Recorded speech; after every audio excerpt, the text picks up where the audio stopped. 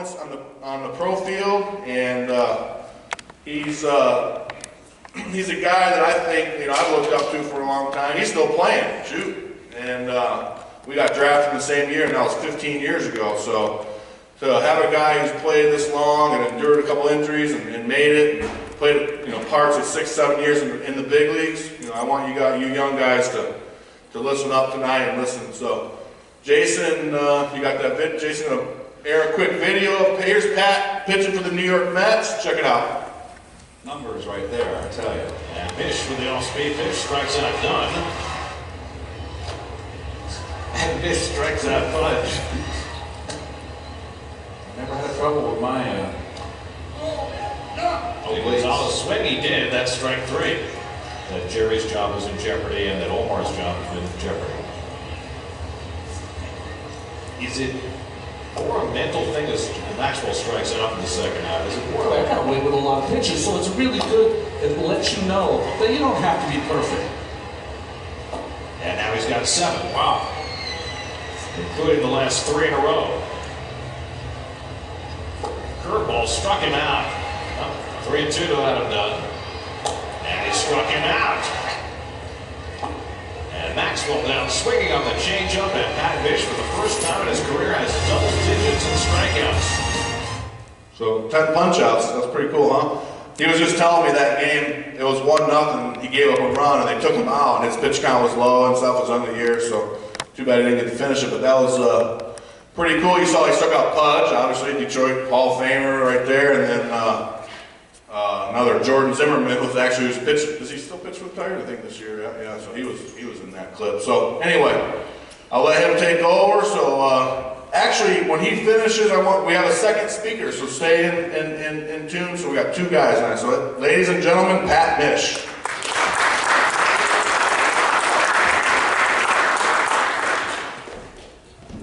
Wow, one thing I really miss is throwing that curveball. That was a lot of fun, or actually any pitch up there. But it's kind of crazy to think about how long ago Brad and I met. Roommates, obviously, freshman year, like he said, at Western Michigan. He was a stud athlete in Indiana. I was just a skinny kid from the northern suburbs of Chicago. Just glad to be on a book scholarship to Western Michigan just to play a sport. He kind of wanted me to share just my career, what I've gone through. There's been a lot of ups and downs, some happy times, a lot of sad times, but all in all, it's been a lot of fun. I wish I was in your kids' shoes right now so I could do it all over again. Growing up, just when I was young, I had 3 older siblings. My oldest sister, Annie, was 8 years older than me.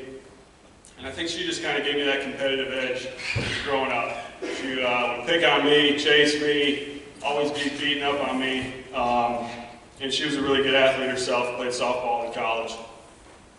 So she never made it easy for me, but I think that's where just my desire to play and to compete came from. In Little League, there's not too much I remember from Little League, except having fun with my friends. Just going out there, competing, playing ball, playing soccer, playing as many sports as I could, getting home, throwing on my rollerblades, and playing roller hockey, shooting baskets at the neighbor's house. And that's just things that I enjoyed. So, I encourage that to you kids, is just go out there and go have fun. Do things that you're not used to. Go explore, shoot around. Makes you a better athlete. And I truly believe, you're a kid for a little bit of your life, and now it's time to just go have as much fun as you can.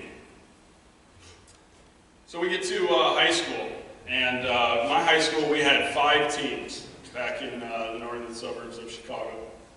We had 5 teams, and we had a freshman A and a freshman B. We go out for tryouts, and again, I was a little kid. When I turned 16, I was 118 pounds.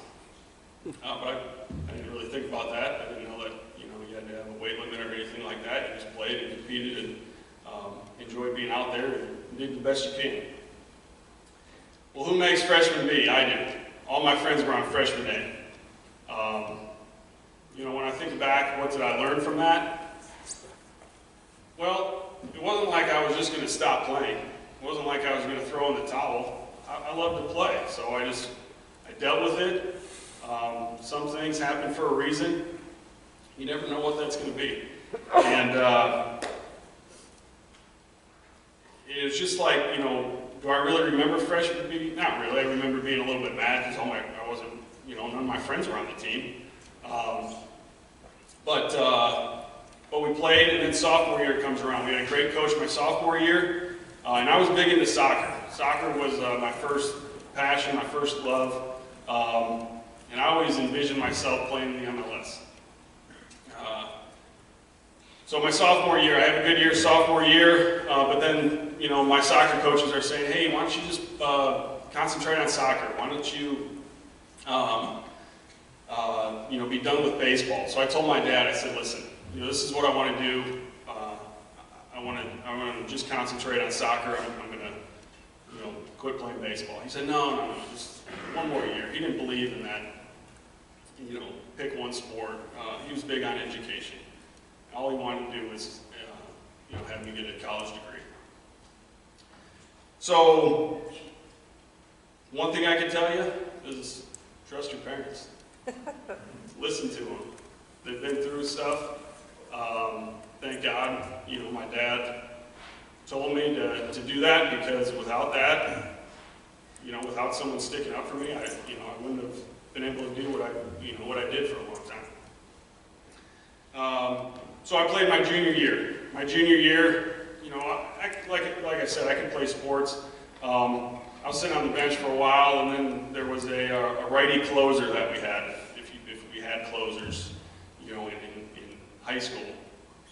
But there was a righty closer. He wasn't doing very well, so they brought me in. I finished the year well, so I played my senior year. Fast forward to you know, towards the end of the soccer season, I was going to Miami, Ohio to play soccer on a soccer scholarship. I continued to play baseball. Western Michigan, my dad was calling all these schools because he knew I just loved sports and I needed to play. Western Michigan comes and looks at me, Ken Jones. It was the first time I ever had a radar gun on me. I hit, any guesses out there? How hard did I throw? 79. All right, topped out at 79, gave up a home run. I'm left-handed, right? Obviously you saw. Gave up a home run to a fat lefty freshman, and I thought that was it. But he calls back and he said, we like your arm action, we like your mechanics. I didn't even know what that was. It was, you know, throw the ball inside corner, throw a curveball here. I didn't even have a changeup at the time. And it was just go compete, you know. What do I have to do to get you out, right? Where do I have to put the ball to get you out, you know? If I hang a curveball and you miss it, let me try one a little bit lower. See if you swing at it. A lot of times it works.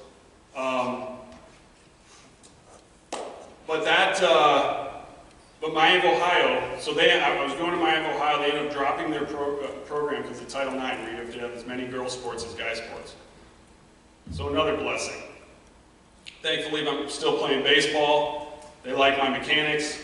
I'm off to Western Michigan. And there was one game I remember my senior year of high school.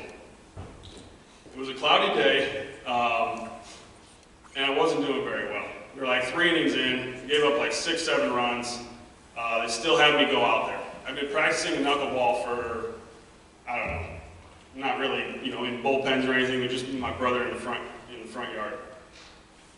So I've had enough. I'm trying this. I struck out the next 6 guys on knuckleballs. It was unbelievable. That was the last time I threw one also.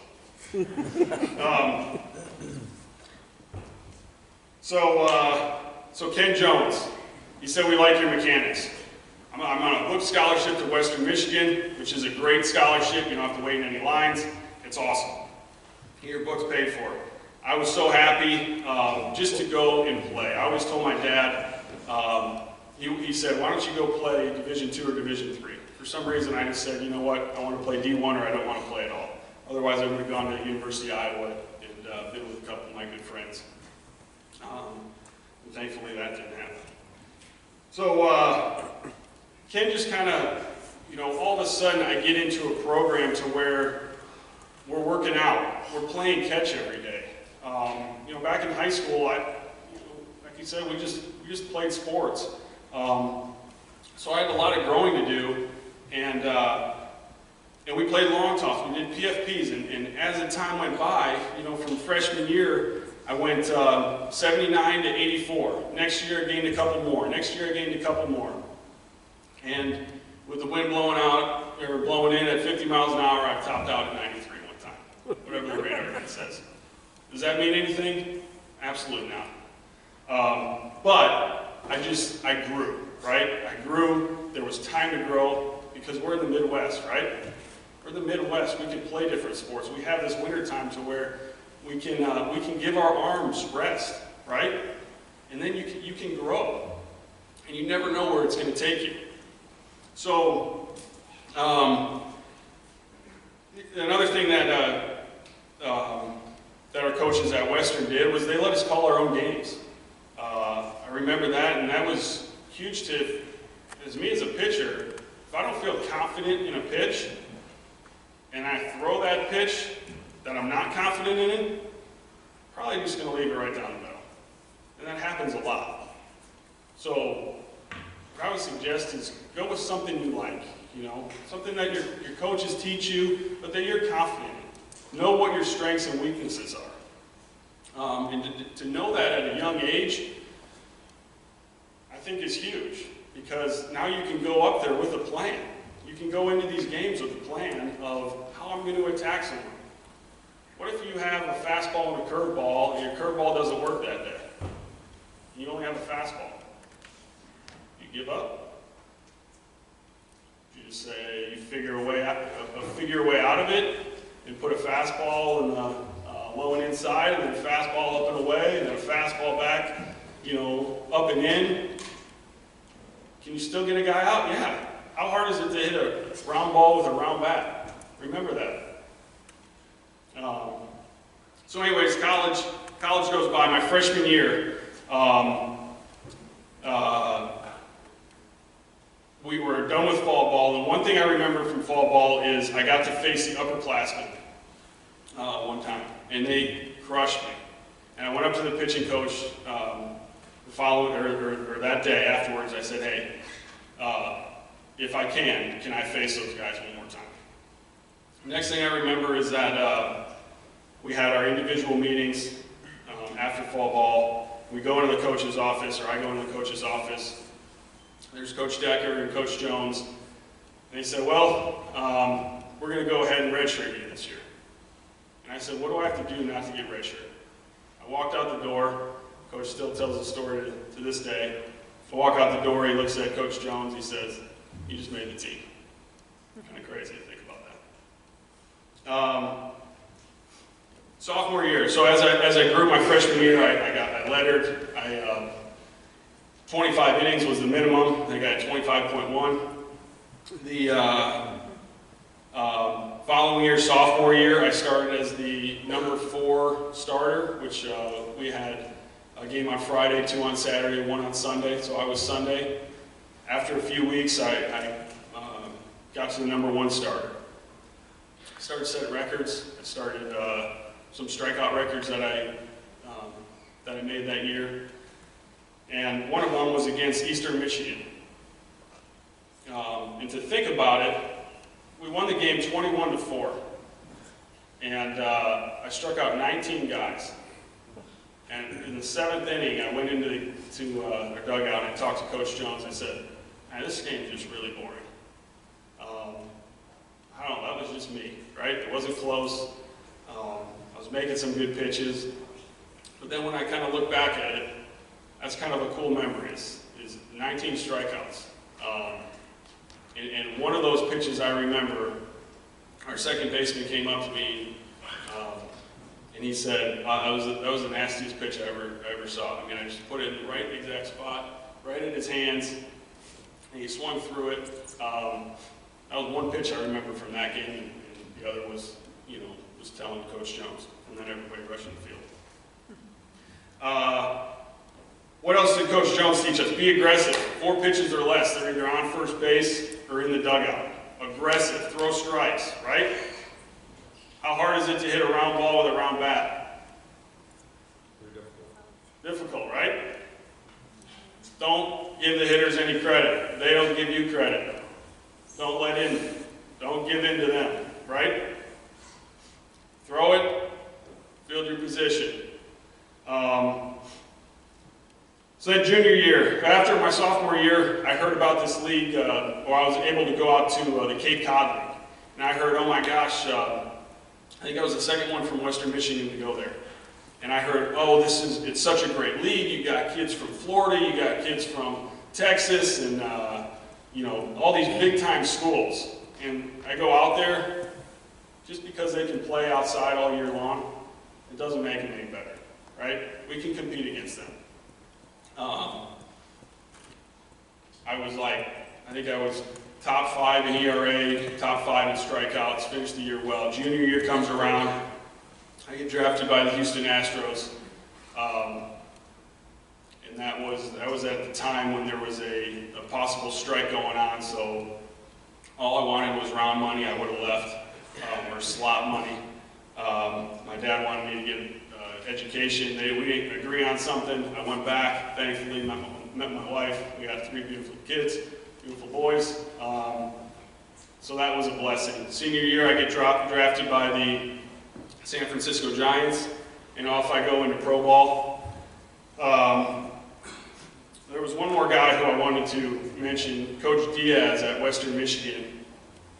He always talked about, he was our hitting coach, he always talked about 2 outs having a bulldog approach, right? Sometimes you can get 2 outs, you're on the mound, and then you just kind of let down a little bit instead of staying in the attack mode. And that was always something I remember. There's many times during my career where you get to 2 outs and then I walk a guy on 4 straight pitches. My dad said, how the heck do you do that? I don't know, Dad. It just happened. But 2 outs, bulldog approach. Another thing in college was just always competing with Brad. I had another roommate, JR, he was a left-handed pitcher. We would go play long toss in the field house, and you know those nets that just have a hole in the bottom that you can throw into, and they collect your ball? So we would just back up from 90 feet to 120 to 150, as far as you could go in there, I don't even know. You just compete, see how many out of 5, 10 throws, you can get into that hole. And then there was 2, talk about goal setting at San Flamant, another teammate of ours. And there's 2 goals that I always put at the bottom of my goal sheet. And that was staying positive and having fun. Once we take, this game can be serious. We got to remember it is just a game. Have fun. Play like you're a kid, probably like you guys play. Enjoy your teammates. Enjoy those days out there. It goes by really quick. Like I said, I wish I was in your shoes again. So now pro ball starts. I go to San Francisco Giants. I go to short season, and which was up in Salem, Kaiser, Oregon. Pitching coach was Trevor Wilson, and there was another pitcher, a right-handed pitcher. Him and I were neck and neck with like ERAs, and we were both pitching well. He came up to me one time in the outfield. It's like a 3.5 month season, right? 3.5. He came up to me one time in the outfield when we were shagging, and he said, "Hey, if the pitching coach or trainer come up to you and ask if I did my running, tell him I did." All right. What do you think happened to his ERA? It started going up. 20 minutes, 25 minutes. You can't do that? Think about that. Whenever you're tired, whenever you're trying to fight through something, you can can get through it. It's only a little part of the day. He played for another like 3 years. He was done. I don't know if that was the reason, but I don't think Brad and I would have done that. So Trevor Wilson was our pitching coach, and we get to the playoffs. It's a 3-game series, and I do my thing out down the right field line. I'm getting ready for the game, and he calls me over. He said, "Hey, let's go over a game plan. Let's strategize for these hitters." This is just the way I think. I said, "Trevor, this is the same game as we've been playing all year. Let me just go out and do my thing." He's like, all right, because we never went over a game plan before. Mine was, hey, what are my strengths, right? What am I good at? I don't want to think about other people.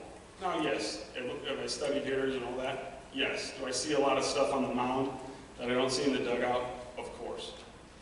You know, but like I said before, sometimes some of your pitches aren't working. And you got to go with a different plan. So that was one thing. The other thing was, in the beginning of that year, our pitching coordinator, Dick Tidrow, we were throwing bullpens. I was throwing a bullpen, somebody else was throwing a bullpen next to me. It was like 3 weeks into the season. Now this is the first year of pro ball. And Dick didn't say anything to me. He was just talking to the other guy, and I was mad. I was like, why isn't this guy helping me? You know, what's the deal? So I went up to Trevor later on and said, Trev, you know, why didn't Dick say anything? I mean, why didn't he give me any advice? He's like, that's a good thing, Pat. You don't want people to talk to you. And I was like, well, why aren't I in the big leagues? Why aren't I moving up? It was just kind of funny, you know, thinking about that, but that was just my mentality. And then AA starts. And AA was 2004. And so I made a jump from short season A to AA. And when I got to spring training, there were so many negative comments. I started in the AA group, and all the guys who were there the previous year, they said, yeah, you'll probably end up in high A. Everybody drops down a level. I just kept thinking, no, I'm going to be here. If this is where they have me, I'm going to be here. Everyone else drops down, and I make AA. I have a great year, all-star that year. Now it gets interesting. So I love to lift. I use my athletic ability in soccer to kind of get me to where I was. Remember, I didn't really know what my mechanics were. I know they were fluid. Everybody said, oh, you're so smooth, everything like that. I was able to put my pitches, for the most part, where I wanted. You know, I always pitched the location. It wasn't about velocity for me. And then after that 2004 season, I get with a strength coach, and whatever weight was on the rack, we did. And I was trying to get, so I graduated, my freshman year, I went in at 151, sorry, I keep bouncing back and forth. But freshman year, I weighed in at 151, sophomore year was 151 and a half, and then senior year, I finally got to 170. So 2004, I get with this trainer, and he wants me to get to 200. That was a number. Remember back in those days of playing, there was a lot of big guys at that time. So I figured the bigger, the stronger I am, the harder I'm going to throw. My velocity went from, you know, mid to upper 80s, low 90s, to I get to AAA, I couldn't touch 85. Nothing was wrong with me, completely healthy, didn't do very well. Halfway through that season, I went back to AA, thought I was too good for AA. My numbers were fine. And then I got some video, and I sent it to my pitching coach in college. I said, I don't know what I'm doing, you tell me. And he helped me out. My arm slot was completely different. I got way too tight, wasn't flexible at all. Too big for my body, and I meet him down in Fort Wayne, and I stayed there for 4 days, and I mean, I was way up here, right, before I was right here. So I was way like this, and I thought I was throwing sidearm, and we'd watch video later that night, I was still up here.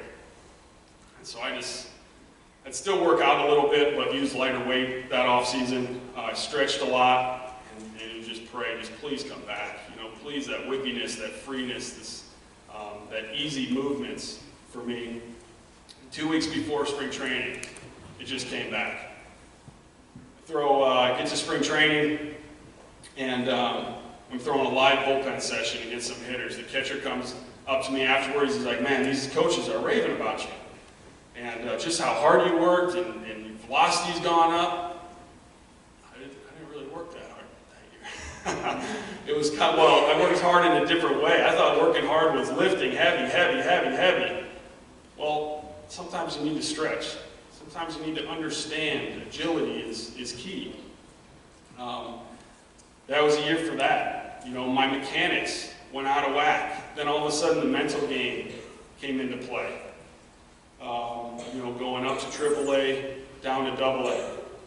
Then following year in 2006, I started in AA, halfway through AA, went to AAA. And then in 2006, middle of September, I get called up for the first time. Didn't pitch an inning against Milwaukee.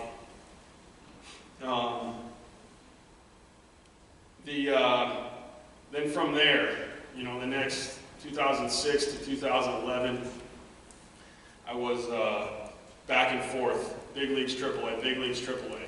Every time I went down, I thought I had to change something. I was trying all sorts of stuff, and it is not easy to change your mechanics.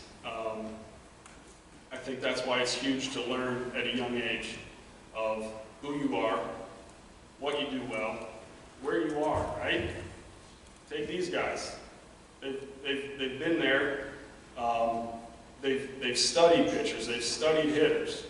You know, and that's what they're giving you, is that their advice of how to get you, specifically as an individual, in the best position to succeed, whether that's hit the ball hard or pitch to your full potential.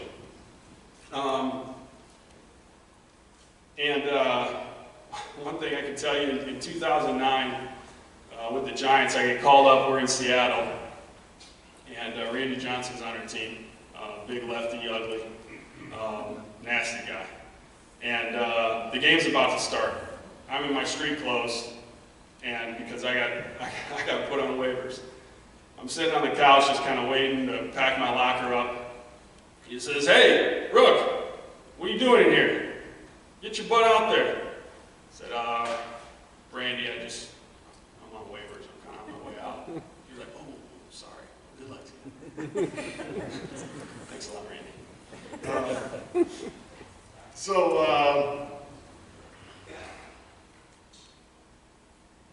Let's see here. So then I get to the Mets. It took me 55 appearances to get a win in the big leagues. That's starts and relief appearances. That's a long time. I would see guys come in, you know, in the ninth inning, give up like 2 runs, and then we score 3, and they get the win. I'm thinking, gosh, that must feel really good. Well, you're still grinding, and like I said, you know, you go back and when you're sent down to AAA, gosh, what can I do to get better? You know, how can I be on that booger on the wall and stick up there, right? And it was all I was trying different things. Off seasons, I was trying different mechanics. It was frustrating. I never thought I'd go to a shrink. Come to know what a lot of people do. Just let it out, you know. There's times in the big leagues. Why'd you throw your curveball? You should have thrown your fastball. Why'd you throw your fastball? You should have thrown your curveball. Jeez, is it that easy? And so my mind was just so out of whack. What did I have to start doing? I had to take it back to what I do well, right? I got with in 2008, I got with a mentor, who's my mentor now, Tim McClellan in Arizona. And we work out. And a lot of times during workouts, our first 45 minutes, I'd lay on the ground, close my eyes, we'd do breathing exercise and relaxation. That was a mess, right? Just how do I stay composed? How can I be myself? He'd always ask me, "How do you feel?" I would tell him, he said, "I don't care how you feel, just get it done. I don't care if the mound is that chair." Figure out a way to get that guy out, right? mountains aren't pretty. Everything's not going to be pretty. I played in Taiwan. You think it's tough here? Wait till you go to those mountains out there. It's not easy. So anyways, it was just that mental mindset of, writing things down. Positive affirmations all the time before you go to bed. What are you good at? I was working with a kid the other day. He really wants to have a good curveball. He's completely fine. He's got a good fastball and a good changeup too. But he wants to keep throwing curveball. I said, Chase, just throw, go back home and write down, I have a good fastball. I have a good changeup. I have a good curveball. And just repeat it over and over and over. Your mind is strong. Your mind is like a computer. What you put in is what you get out. And there's a lot of garbage that you can put in, right? Keep the good stuff.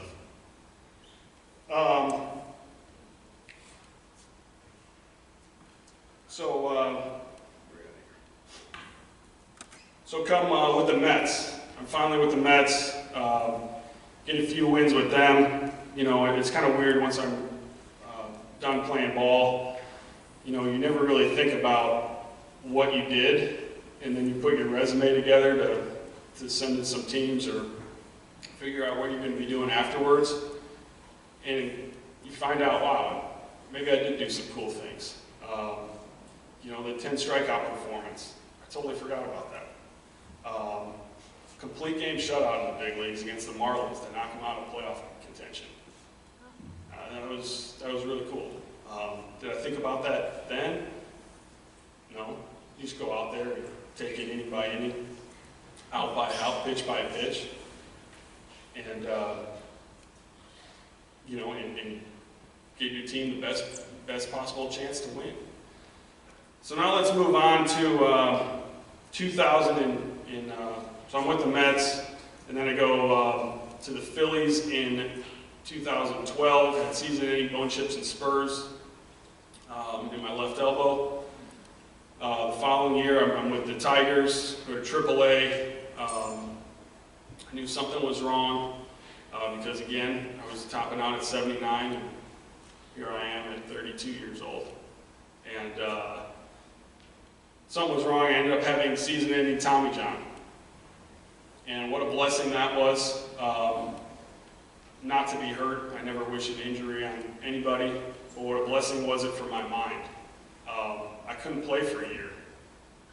Took my mind off, did other things. I got to work with a high school in Arizona.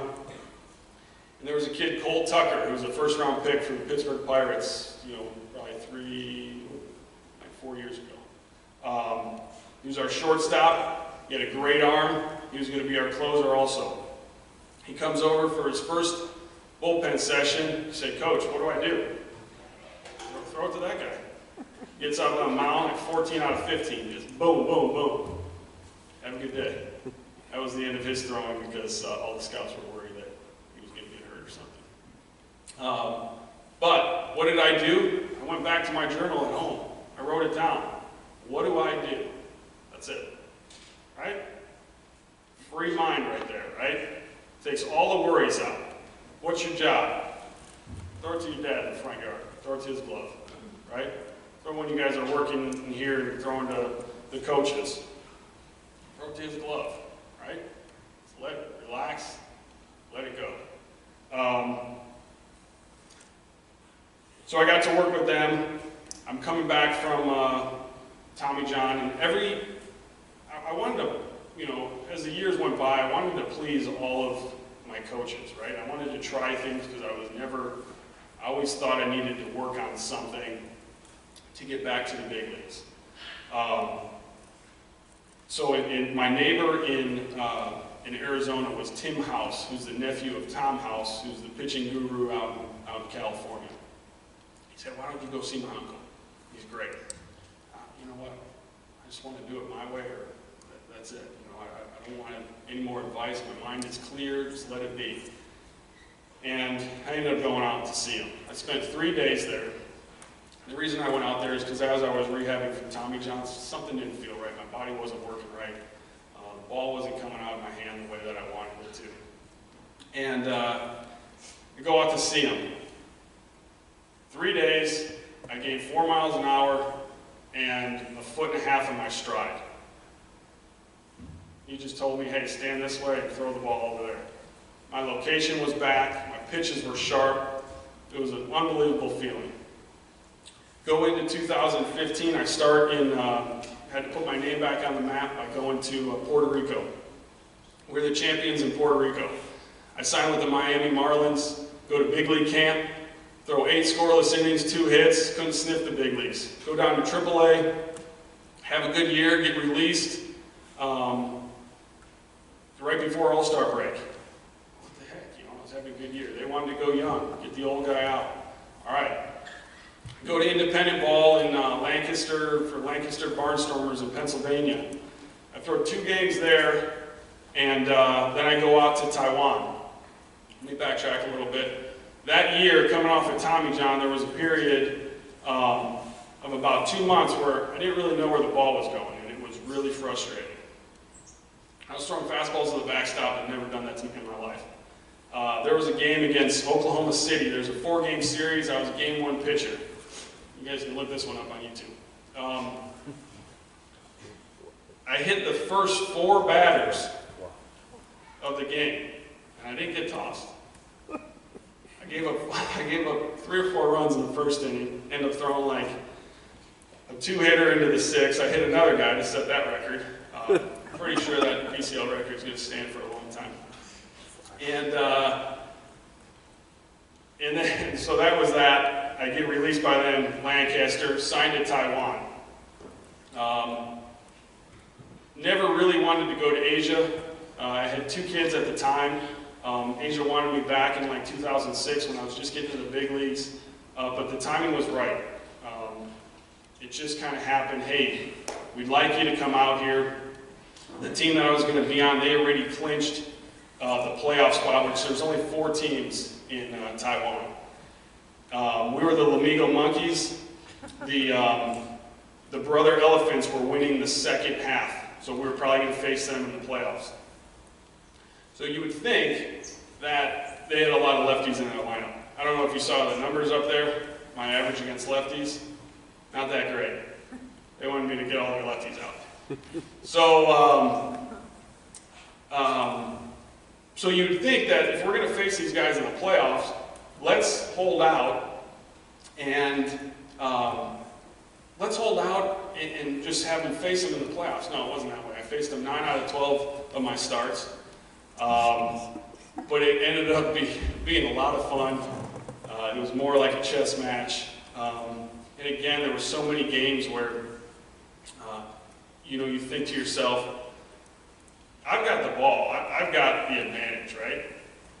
I mean, I'm facing these guys 9 out of 12 starts. Attack them, goes back, attack, right? If we're gonna nibble, eventually, we'll probably have to bring it back over the middle of the plate, right? So what does that go? Location, movement, change of speeds, velocity, location, change of speeds, movement, velocity. So that became a lot of fun. We're in the playoffs, it's a 7-game series. We've got, I'm throwing the first game. The reporters let you know, hey, if you're throwing the first game, you're gonna throw for games 4 and games 7 also. I said, whatever, I'm just worried about the first game, and we'll go from there. We win the first game. I wasn't very sharp. And then we lose the next 3. Me starting game 4, didn't do very well. And then game 6 came, and then we win in game 5, bring it back home for game 6, and they said, hey, we'd like you. They're talking to the 3 foreign pitchers that are there. Cesar, you're going to start. Jared and Pat, you're going to be in relief. And I was like, I don't, I'm kind of sore. I don't feel that great. I've already thrown like 230 innings that year, and whatever. I'll put myself in the best position to be ready. I come in with the bases loaded in the 8th inning. We're up 5-3, and it's a 1-0 count, 2 outs. I get the guy 3-2, paying an outside fastball. I'm walking off the mound. The umpire calls it a ball. I don't know if you're supposed to do this, but I had so much adrenaline. Met the home plate. I met the guy at the umpire at home plate. Coaches came out. They were like pushing the umpires, which isn't allowed, but I guess it's allowed there. Relax. We're still up 5-4. I strike out the next guy. I go back in, and they said, I know they want me to throw game 7 already. But that one relief appearance locked me in again. And they came up to me and they said, hey, can you pitch game 9? Or can you pitch the 9th inning? I said, yeah, of course. So I went back up to him and I said, hey, we got a great closer. Let him. This is his opportunity. So I put the closer in. Can you pitch game 7? Yes. Couldn't sleep that night. Game 7 comes around. We win 11-0. I throw a no-hitter. So I hit 4 guys to start off the game that year. And then I threw a no-hitter to end the season. Kind of crazy how that works. The following year I played out in Japan. And then in 2017 I played a month in independent ball. And that's about it. But mentally,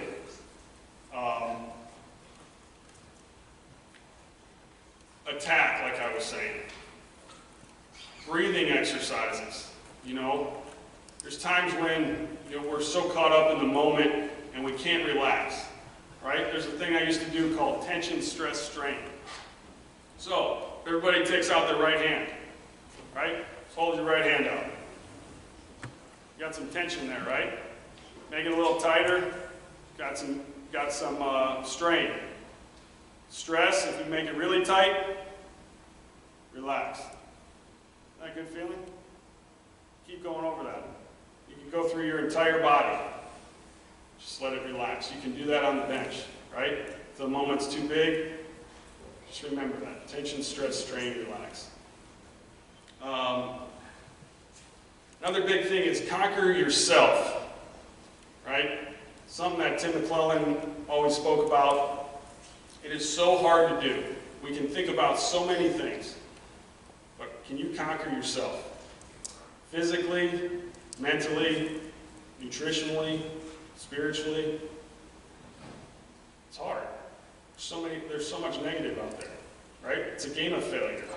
A lot of my memories are failures, right? But how can we overcome that? Conquer yourself, right? There was times that I would always check the internet. I would always check the internet to see, in spring training. Sure enough, my name would be on there at some point saying, he's getting sent down. Well, I find out the next day I'm getting sent down. Not a good feeling. Control that. Get rid of that garbage, right? Tom Brady is so good at that. I don't know if you guys have been listening to that thing called Tom versus Tom. Tom versus Time. That's pretty cool there. Gets rid of all the garbage.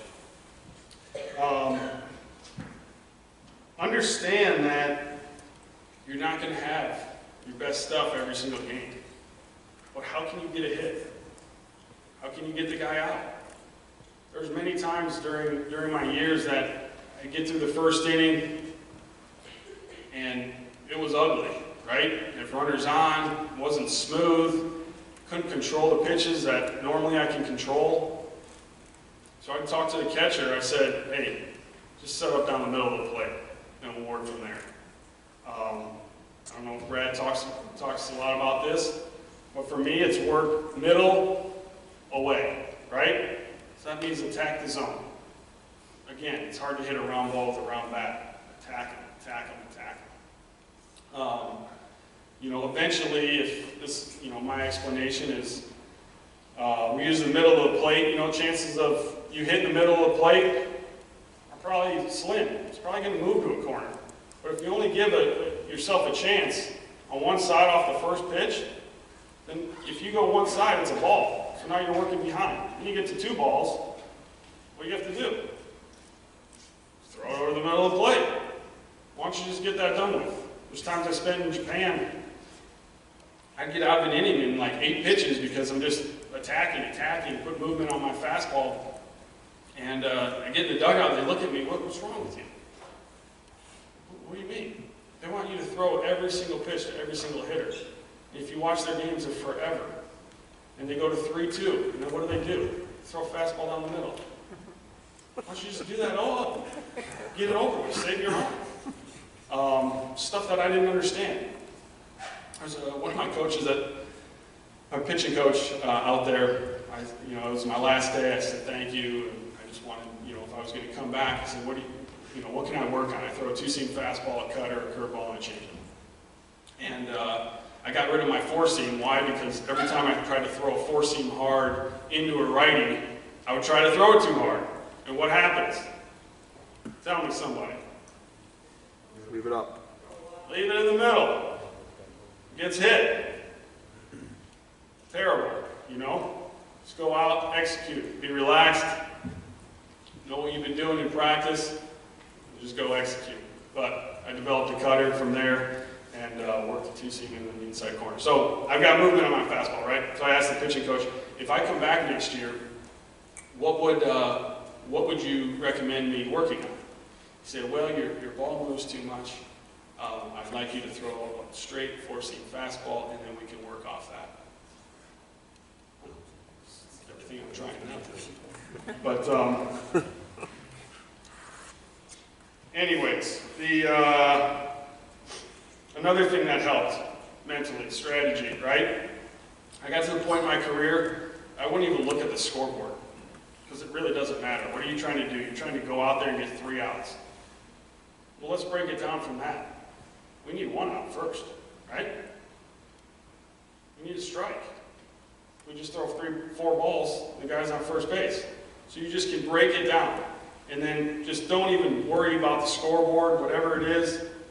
You just go out there, know your job, know your role, and just get it done. Win pitch by pitch, right? Never show weakness. Don't ever hang your head. If you're meaning to throw a ball up and in, and it's down and away, the hitter doesn't know that. Get the ball back, go execute, make a quality pitch your next pitch.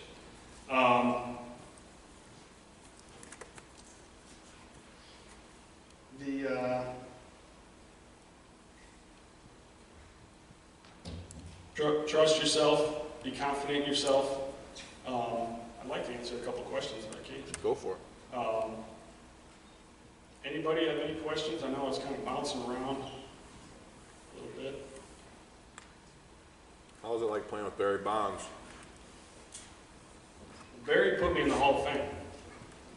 So my first start was in 2005 was my first big league camp. My locker was pretty close to his, and he showed up late to our first meeting. This guy was twice as big as the biggest guy in our clubhouse. Shoulders like bowling balls, tiniest little cat you've ever seen. But it was impressive what he would do. My first, a year before that, in 2004, I got called up to a spring training game, and I'm out in left field, and I watched this guy come up to the plate, and for batting practice. And he goes, it was the most impressive batting practice I've ever seen. He goes, line drive over third, short, second, first, second, short, third. What? I've never seen that before. Next round, home runs, just over the wall. Next round, farther than that. Next round, over the second wall. It was really impressive. So then playing with him, for the stuff that he went through, there was reporters, he had to change in front of like 30 reporters pretty much every single day. He was kind of on his own program. In 2006, when we first got called up, a friend of mine and I, Billy Sadler and I, our lockers were pretty close to him. Barry had 4 lockers. He just had his own wall, and then we had the 2 corner ones on the other wall. And he had Skittles on his own TV. And Billy and I always bet each other, and the money would get higher and higher, who was going to go steal his Skittles, but that never happened. But really impressive. My first start in the big leagues was in San Diego, and that's when he tied Hank Aaron for the home run record, so that's what I mean by being on his team and putting me in the Hall of Fame. That was unbelievable, and I think that was the only time they could talk to me. I got taken out after the 5th inning, the game was tied. He got taken out after like 2 at-bats. We go up and we're in the clubhouse together. He said, "Hey kid, way to keep us in there today. Thank you." That was the extent of it. He was unbelievable hand-eye coordination. I remember when when we were in San Francisco, when he broke the record. Does anybody remember that? Kind of? So, I think it was against Washington, right?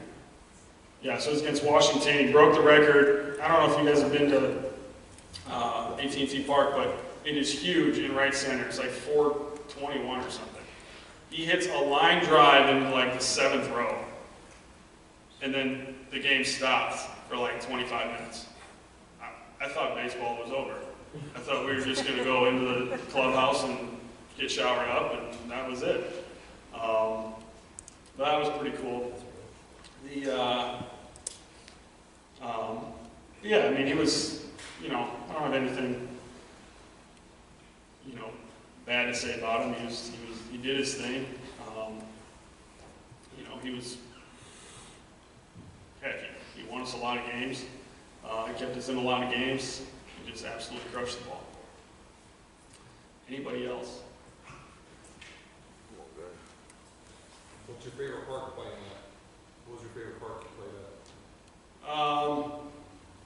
at? I never got to play it, so when I got to the Mets, it was Citi Field, so I missed Shea by a year. Yankee Stadium, I never got to play in Yankee Stadium, the old Yankee Stadium, but the new one, I took a tour around there. That was really cool. San Francisco is just beautiful. Wrigley Field, I'd have to say, is #1. That's where I grew up. That's where I grew up going. I wasn't even pitching one day, and usually I eat a lot before the game just because I like to be full. And I'm walking down the old tunnels. It takes like 5 minutes to get to the dugout.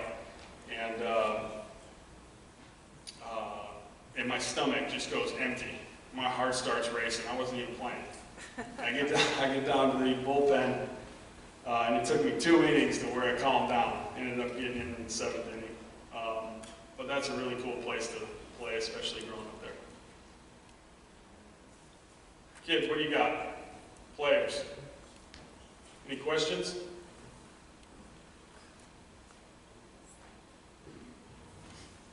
I'll show you another tip for, what we got over here? Yeah. Who was your favorite player to play with during your career? To play with? Yes. Oh, geez. I had a lot of friends.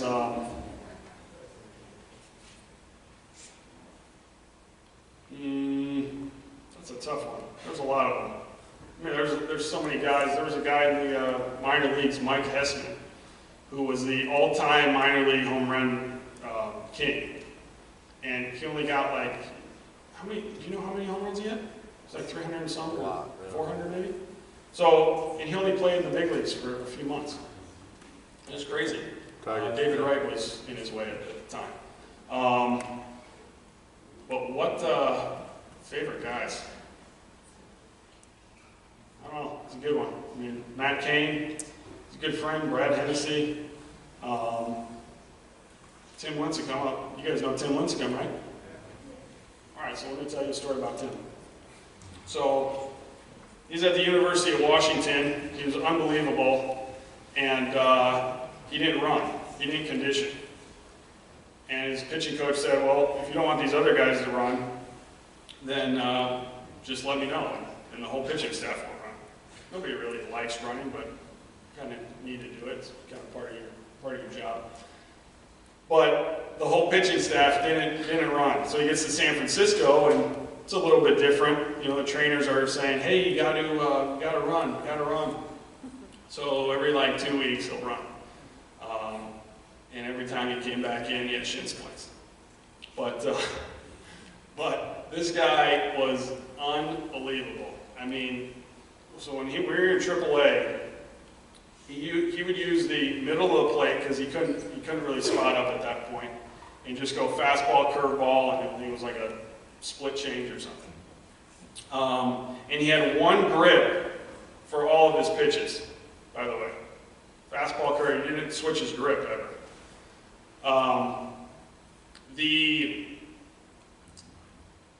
So he faced Tacoma back-to-back games because we played Tacoma at home, and there was a 4-game series, and he was starting against Tacoma on the following game. The only reason they got a hit was because the ball hit their bat. No joke. It was the most impressive thing I've ever seen. And he would warm up quick. He was so relaxed. And then he would just get out there and just be an animal. And he's not very big either. And he put his body through. I know he's trying to come back. But man, you know, some people say, oh, what a tough career now. He did what he could with his body. He made the most of it, and hopefully he can get back. But it was impressive what he did. Go ahead. Who's the best player you ever Played with? played with? Yeah. Gosh, I'd have to say probably Barry Bonds. Omar Vizquel at shortstop. He was a magician out there. Yeah, I mean, those two guys were big time. Any other questions? The other thing I was going to talk about, a little breathing exercise that you can do in the dugout, right? If you all take it, you know, if your heart's pumping or you're nervous about something, anytime you kind of take a deep breath and just breathe in through your nose as much as you can, hold it for about 7 seconds, and then slowly breathe out of your mouth, right? And you can just keep doing that. And sometimes that helps you relax, you know, if the moment gets a little too big. The other thing is, I know Aaron Judge does, I don't know if you've heard this, is he's up to the plate and he misses a ball, or there's a strike called and he just doesn't see it very well. He grabs a handful of dirt, squeezes it really tight, and then just kind of lets it go. And that kind of relaxes his mind. Is there anything else you want me to? Thanks for having me. I wish you guys the best this year. Have fun out there. Stay positive, and God bless you.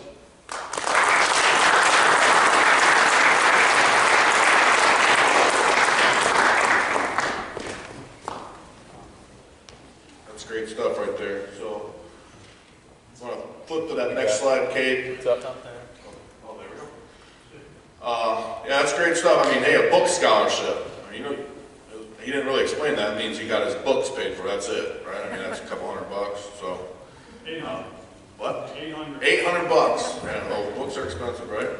He did get to cut in line. So, but yeah, so he, scrawny little kid, made it. So I think that's pretty cool. I think, you know, that's one of the main reasons that I thought to bring him in is just perseverance and work ethic and stuff that was amazing. I mean, I saw him grow from this puny little kid to like this man that could, I mean, he, you know, he's still not the biggest guy, but he was strong, you know, and he put all that work in, and that's going to lead us to our next thing. Is our big part of our training program was strength. So Jake Young's been doing our strength at the Diamond Jacks facility, and we know that Lance has been doing it at Macomb, and I think they've been a great combination for us. So we reached out to Dalton Criswell, who's here tonight for us. He's going to come up and he's going to talk to you guys a little bit about nutrition, you know, because I think it's, you know, we're trying to, we told you guys when you signed up for us that this is an all-inclusive program. So, you know, we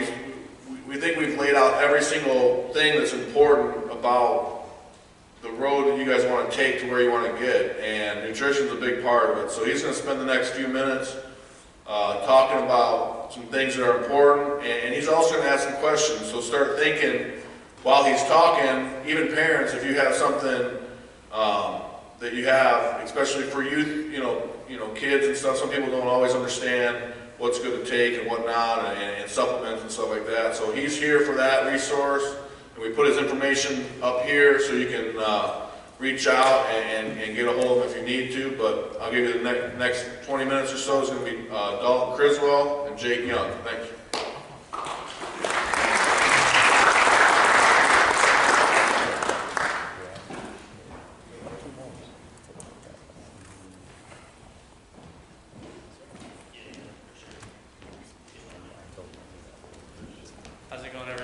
Good.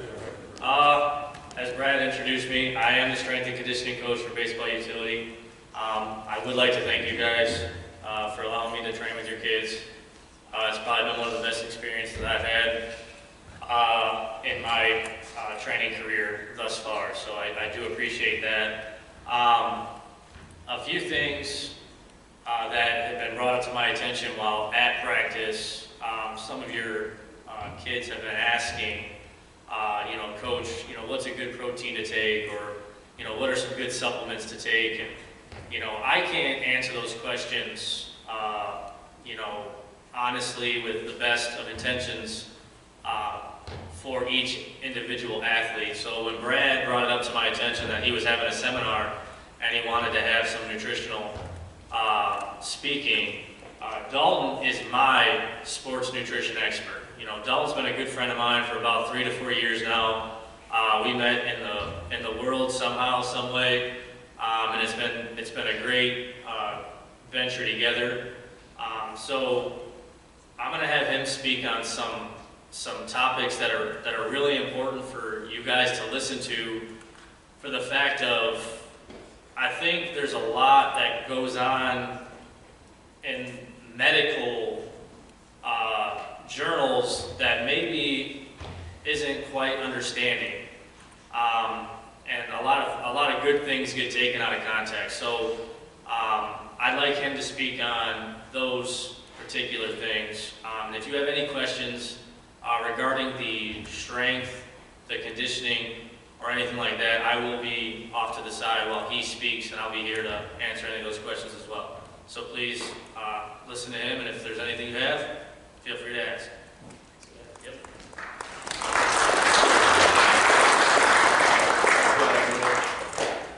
So my name is Dalton Criswell. Brad, thank you for having me out today. I'm going to talk with you guys about nutrient timing, proteins, carbs, fats, and the importances about them. I think there's a common misconception, calories in, calories out doesn't necessarily matter when you're an athlete, but I'm going to try and debunk some of that today.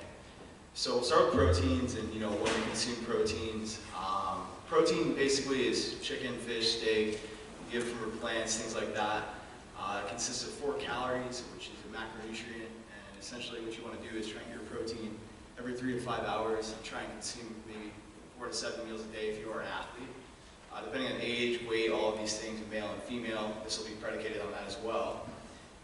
Important, to know what protein is. You can get it from a supplement source like whey protein, or a plant protein source like pea plant protein, or brown rice protein. But protein would ideally be consumed right after the workout or first thing in the morning, and then you can essentially do it between your meals in shakes, or obviously with chicken, fish, steak, things of that nature.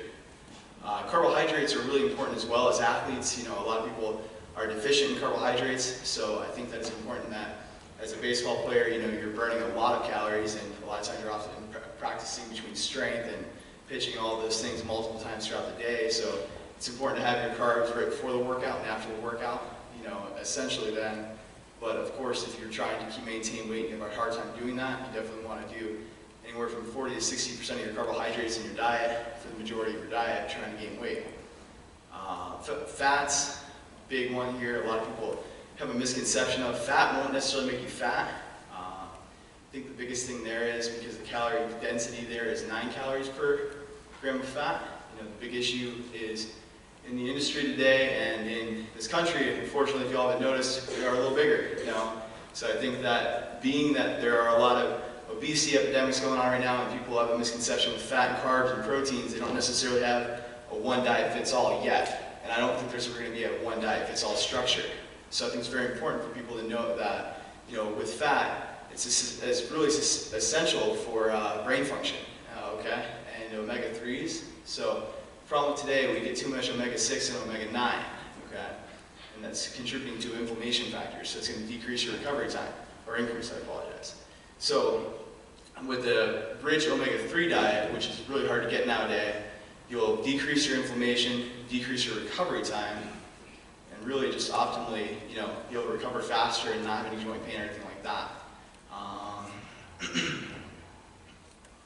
In regards to supplements, there's so much research now in the last 5 to 10 years that's come out that have been published in journals like Protein, Creatine, Branched Chain Amino Acids that people understand, because it's very hard to interpret what you find on Google and bodybuilding.com or whatever athletic form you're looking at, because at the end of the day, what's really hard is to interpret what, either A, it's a paid advertisement with some meathead like myself. You're looking at me right now, what am I saying, right? I guess the end result is you've really got to decipher and look at the real science behind what's going on in the industry and, ATP and things like that when it comes to like creatine. So I'll go over protein a little bit. So you get both different proteins out there. For example, you have whey protein, you have casein, you have plant protein, egg protein, etc. I guess in a nutshell, you can use any of the sources after your workout, but there's something called bioavailability, which is the amino acid content, because your protein breaks down into these minerals and then your body absorbs it for recovery. The reason you would take the shake after the workout is for you to absorb the protein, and it speeds up the recovery process, so you're then able to decrease the time that you're going to have to wait to go work out or pitch or whatever it might be. As far as carbohydrate supplements go, there's a lot of them out there. You would want to definitely consume a simple carbohydrate right after the workout, complex throughout the day. And the biggest thing is, with complex carbs, that's going to really sustain and not give you any kind of inflammation issues. Then again, everyone's different, so it's got to be predicated on the person. I guess I'll open it up for questions. Anybody? Diet questions, supplement questions? Sure. Some good examples of complex carbs, because we've been talking to the kids a little bit about those and stuff. You just go throughout the whole day and stuff. What are some good examples? Sure. So you can do brown rice, sweet potatoes. You can do whole grains. It depends on what your day is, like day to day. There's a lot of options out there. A lot of healthier, all natural protein bars that have come out that are complex carbohydrate based. They give you your protein sources, give you your carbohydrate sources. Depending on what your end goal is, of course, you want to have sustainable energy, so you definitely want to get your fiber. One thing I missed was vegetables. I feel like everybody and their mother doesn't want to eat their vegetables. Well, let me phrase that. Young people don't want to eat vegetables. I know I didn't want to eat vegetables. So ultimately, if you get your veggies throughout the day, that'll be optimal for digestion, so you'll be able to process your food better and absorb the nutrients. That's your question? Yeah. Awesome. Especially that fiber, part of that fiber. We've been talking about that with them. So. Absolutely. Here. Awesome. Questions? Shoot. Yeah. What are protein shakes? At what age is taking supplements like that okay? Sure. So depending on the size of the child, it's really going to be anywhere from 8 to 12 at a half a shake, so 10 to 12 grams, maybe 15 grams. But I would say speak with your healthcare provider, because again, this is going to be predicated on the person. So say the son has or daughter has an allergen to like lactose or something, or a dairy byproduct, or allergic to dairy and doesn't know this, just due to the sensitivity aspects you don't know. Protein isn't necessarily going to hurt the child. It's more or less that if he or she has an allergic reaction, and that's why we're going over kind of plant proteins are an alternative option to whey or something that's an animal byproduct. So, yeah. Shoot. How many, if you want to gain weight, how much protein, how many grams of protein should you have per body weight? So typically at least 1.2 to 1.5 grams per pound of body weight in males. It's going to be a little lesser in females because of the difference in testosterone and estrogen, and also you're completely different. You're comparing apples and oranges at that point. But from a male's perspective, 1.2 to 1.5. If you're looking at a hard gainer, up to 2. So if you're looking at 2 grams per pound, it's really going to be predicated on carbs though. So carbs is what's going to really put that size on. Protein is really going to help with muscle protein breakdown, so it'll prevent that. So we'll build lean muscle that way. Shoot. Is there a difference between white rice and brown rice? Yes, so you get more nutrients. From a calorie in, calorie out standpoint, your body still treats them relatively the same, especially at a younger age, and being that you're an athlete. The biggest difference is going to be the nutrient content, and you're going to have a little bit more minerals and vitamins in the brown rice. But as far as performance, I would definitely say white rice before the workout and brown rice throughout the day, or white rice immediately after the workout. But as far as sustainability goes, you're going to have a very similar digestibility there. You said 1.5 grams per pound, with like a whey protein supplement? I'm going general across the board as far as protein goes. Yeah. So essentially you would want 1.5 total. So if you're going to equate the weight, say it's 200 pounds, you're going to go a little over that. And essentially you know, you're shooting for that goal. Now, everyone's different, because obviously in a scenario that's someone that, say, for me, I have a really interesting time digesting carbohydrates.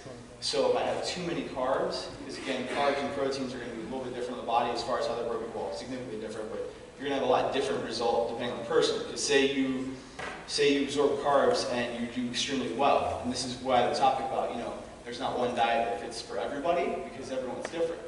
So there's a lot of things in fad diets going around saying, you know, hey, we should do this no-carb diet, or we should do this high-carb diet, or we should not eat for X time frame.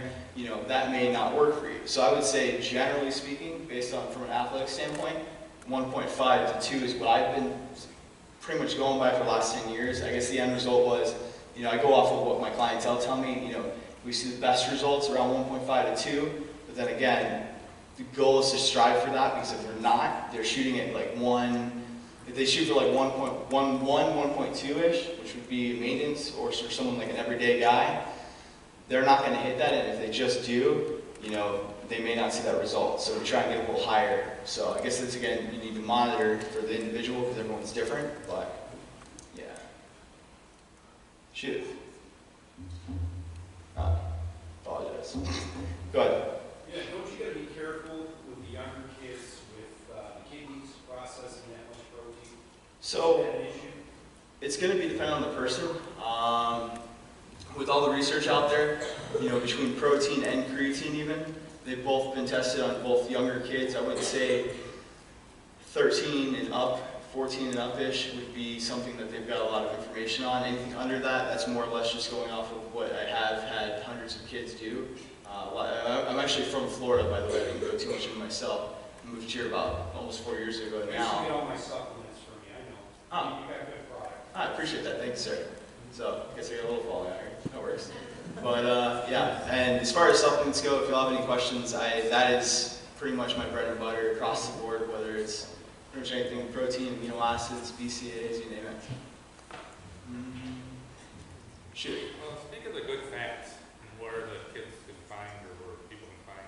Sure. So if you look at like almonds, any nuts, coconut oil, you want to make sure, you know, I'll give you an example.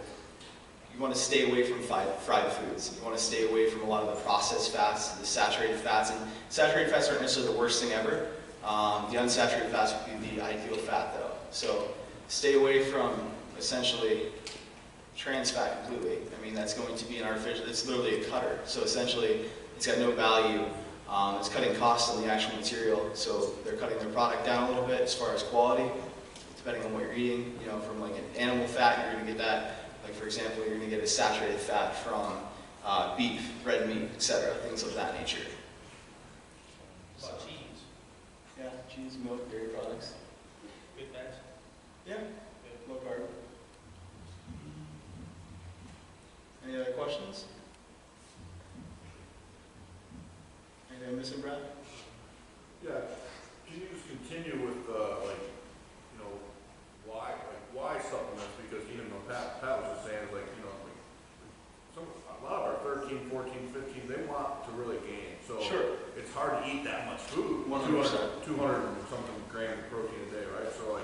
Sure, I'll elaborate on that, absolutely. So, you know, and that's huge today. I get people in every single day in my stores and they say, well, Dalton, why do I need whey protein? Why do I need a shake? Why do I need a mass gainer? Well, the simple answer is you don't, okay? You could easily, if you could, and if you did it, eat 6 to 8 meals a day, depending on your weight, depending on what you're trying to do. Like you were saying, a hard gainer, you know, you'd be able to get your macronutrients and micronutrients from your food, because food is king, period, okay? When you look at like a quality product and you get like a New Zealand grass-fed whey protein, for example, it's organic, it's hormone-free, it yields enough amino acids and has the caloric value to give you the sustainability that you're looking for to prevent catabolic breakdown. English, your body will break your muscle down when you don't get sufficient calories. This is why you have hard gainers. So ultimately, taking a sufficient amount of protein, carbohydrates, and fats, your body will then be able to build muscle mass without having your body in a state where it's burning muscle tissue and you're taking, you know, days to recover, as opposed to, you know, you could do 12 hours, you could do a day. You know, for example, there's something called delayed onset muscle soreness. If you all train legs, which I'm sure every athlete in here trains legs, you're going to be sore for 3 days plus sometimes. Okay, and this is almost in every single time scenario if you're not getting proper nutrients from your food and or supplementation. Another good one would be creatine, and that's something that I think is a huge controversial topic, and the simple answer to that is creatine is adenosine triphosphate. It's derived from your red meat. I think that a lot of people don't understand that we're deficient in creatine because your body doesn't naturally produce enough of it to be sustainable as far as bone density and strength. Okay? From an athletic standpoint, you would look at faster recovery, and you would look at faster twist muscles recovering faster, so the end result would be, instead of, well, say I worked out the same body part 3 days in a week, which, example, you're pitching every day or every other day, whatever the scenario is, you know, to recover, you can do it with protein, you can do it with food, but to see that cutting edge advantage at the next level, I'm telling you right now, every professional level athlete is probably taking creatine or something of that nature because it's natural, it's tested, banned substance free, and there's more research than you can read on the actual ingredient. So, questions? I got one. Sure. So what's the difference between like a whey protein and like a casein protein if someone was to go into a store that perhaps maybe not be yours, and they're looking for a protein for their kid? Sure. What would be the difference in those two products? So whey protein basically has whey protein isolate, concentrate, you have milk protein isolate, and then you have casein. Now, really casein is going to be the leftover stuff from the whey isolate. And they market it often as, hey, this is a protein you take before bed, and the reason is it's going to sustain release over a period of X time. Now, in the system, in the regulation systems that I'm around every single day, it's simple. Supplements are not regulated. So it's often a problem because what they're doing is they're saying, well, because this pro athlete takes casein, it obviously works. Well, they forgot to mention, he eats perfectly, he's played 20 plus years of sports, you know, he watches every single thing he doesn't do anything bad to his body, and now he takes casein, so they're contributing the casein to his success. But sadly, it's an industry that is a lot of smoke and mirrors. So with casein, I personally stopped selling it years ago because I've read research, several studies actually, very simply put, it doesn't yield enough amino acids. So put it like this, you have broccoli. This is the easiest one to kind of debunk this one. You put broccoli, you typically want to eat it raw or steam it. And the reason because is you're looking at the phytonutrients, the micronutrients, and what you're getting out of that is the minerals and vitamins from your vegetables. Yes, you're still going to get the fiber, but you're not going to get the actual nutrients. When you heat your protein and or use lower bioavailable protein, you decrease the actual absorption rate, so your body won't absorb it. So a lot of times people are misled by this falsification of, you know, take this protein before bed because you're going to feel fuller, but really it's actually causing inflammation because it causes your body to reject it. So I actually wouldn't recommend that for any athletes because again, that's more or less something that hasn't been scientifically backed. Everything on it is backed by a supplement company. So if you have read something on it, because I'm sure a lot of people in the audience know what casein is, it's something that, you know, they have a lot of information, but the supplement industry isn't necessarily truthful. So they're selling you something, doesn't necessarily mean it's true. But, yeah. Okay. Am I missing anything on here? No. I mean, do you feel taking protein as a 14, 15-year-old athlete is a bad thing? No, and I'll explain why. So, parents, I get it. Supplements. Why would you give them to your kids? I'll be the first person to say my parents were not happy when I started consuming whey protein. They thought I was taking steroids. This is a 14-year-old version. They had no idea what it was. They had no research to look it up. They didn't have bodybuilding.com or any Google link to say, hey, you know, this is what this does, and this is why, you know, you should take it. You know, they went to their friends, and their friends said supplements are bad. No, again, I'm not saying supplements are for everybody. From an athletic standpoint, to maximize your performance, you're definitely going to see a cutting edge that you won't see without certain nutrients and micro and macronutrients that you can get from a supplement you can't necessarily get from your food. Because I'll touch back on what Brad was asking about gaining weight. A big issue today is lack of nutrients, and I think the biggest issue, period, is that we don't fully understand the diet. So really what we're trying to do is supplement the things we're lacking, and this is going to be predicated on each individual. So if you have a son or a daughter that has this phenomenal genetic that just doesn't need anything, they're outperforming everybody, well, of course, yes, they're going to see something, But it's not going to be night and day as Joe Schmo that lost X amount of weight and now wants to play a sport, has no athletic background. He'll see the recovery difference immediately, and it's a night and day difference. I'm talking a week or less. But, yeah. Awesome. Well, I appreciate y'all having me out here. Thank you.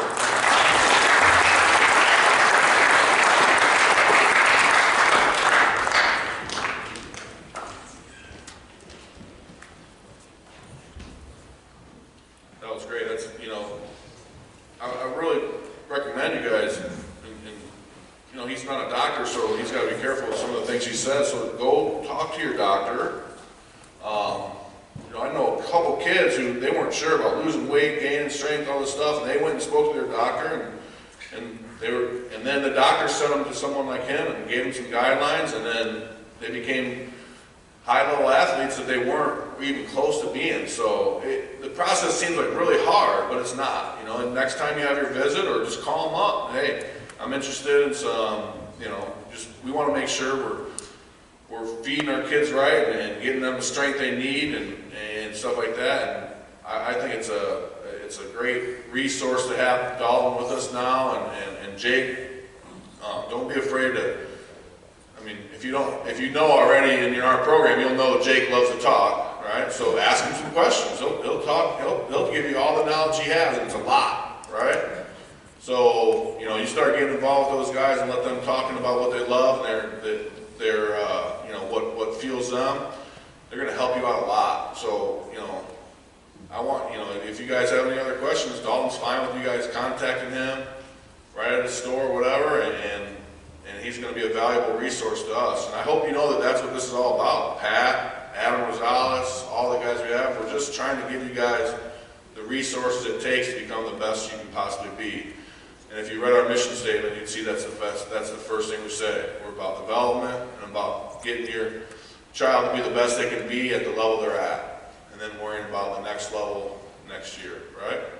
So that being said, we'll see you tomorrow night over at Diamond Jack's facility, and Wednesday at Macomb.